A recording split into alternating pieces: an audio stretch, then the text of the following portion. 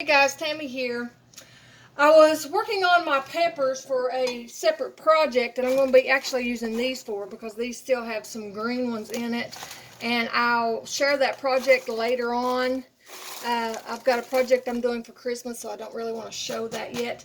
But I was doing that, so it made me think I ought to just show them a little video about what I do with my cayenne. This is cayenne I've already dried. This thing's huge. It's just a picture is what it is. And I've already dried these. Most of these I air dried. But then when it got down to this point, I put them in the dehydrator and done my last ones. But these I just air dried just because the hot sun and all that with the dehydrator, even though sometimes I take it outside when I do that. But why not let the heat, not the sun, I don't put them in the sun. I put them in under the porch or whatever to dry on a rack. I never put these in the sun. I know some people do put stuff like that in the sun, but I don't, but that's my preference. Anyway, I want to show you what I do. I chop up my cayenne. This is what I've got left over from last year. If you can kind of see that, how that looks. That's what I've got left over from last year. I'll be chopping this and putting it in that. And by the time I chop it, that will probably a little bit more than that, but that'll kind of give you an idea of how much cayenne goes into that. But I also wanted to show you what I do. Well, first of all, I chop them up in this first. It's just a regular little hand chopper. Not hand chopper, but you know what I'm saying, these smaller choppers. And that gets it, the coarseness, gets it down to a certain coarseness. And then I put it in my coffee grinder. Or I use my mortar and pestle, which is sitting over there. It just depends on how I feel and how well it's chopping up and all that fun stuff. Sometimes I use that, but while I've got these modern conveniences, I use that, and I ain't gonna tell you no lie there.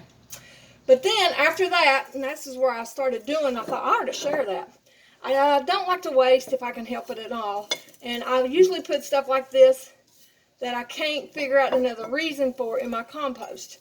But what I do, especially with my indoor plants, but you can do this with outdoor plants too, is I save all of my ends, which I'll be doing that to these whenever I do these, but I've done that to these preparing for this thing I'm doing.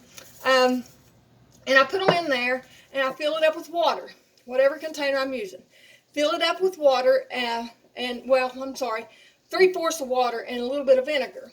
And you can do that, I don't want to tell you, just be careful not to use too much vinegar. I don't know if I don't know the ratio I use. I use more water than vinegar, but I do use a little vinegar just to help keep bacteria down.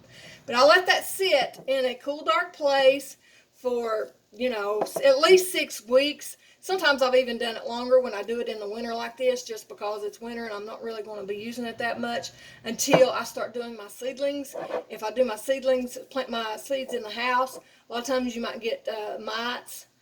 Or gnats and things like that come in to mess with your seedlings that you're doing. But then after I let that set for a while, I strain this and it makes a cayenne spray. And all I do to it is I add a little bit, I put it in a spray bottle, I strain it naturally, and I put it in a spray bottle and I add a little bit of Dawn dish detergent or some type of dish detergent. I'm going to say to a normal size spray bottle, a teaspoon, not half a teaspoon, a half a teaspoon of dish detergent, just enough to help it stick to stuff. And I even sometimes add different things to it as well. Sometimes I add my neem oil to it. I don't know, random things just depending on what I'm dealing with at the time. Sometimes I put peroxide in it.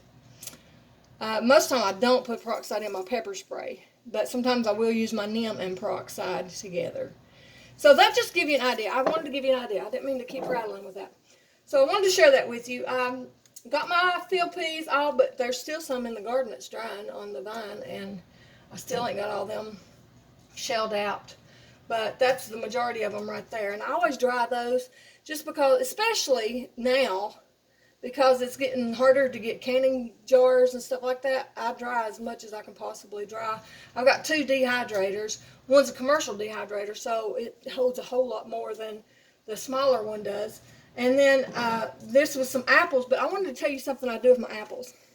I do this with several different things, like my marigolds. I just did some marigolds that I dried for tea, and then these apples. I always stick a little bit of rice in the bottom of the container because it's very easy to think you've got it dried good and you don't have it dried as good as you thought. And even that, if you can see this, I tend to use coffee filters on top of it. You can put a rubber band around it or whatever if you're not sure that everything's dried out good. That way it stays from getting dust down in there, but you don't worry about it molding, because it will mold really easy. Same goes for these things here. Sometimes I even stick those little, what do they call them? The little vapor, moisture things that you get in pill bottles, like vitamin bottles. I save those and I stick them in stuff like this a lot of times if I feel at all unsure that it's dried as good as it should be. So there, I wanted to show you guys with that. I know it's quick and kind of random, but you know, a lot of people's doing this kind of thing. And I really want to share this with you, what I'm going to be doing here. I've shared it with a friend of mine, and I think she's even going to do it too. But I don't want to share that yet because I've got presents coming out of this. Anyway, God bless you guys. I appreciate you watching. I hope you have an amazing week this week. And until next time, see you later. Oh, wear gloves too, because that stuff will burn you up.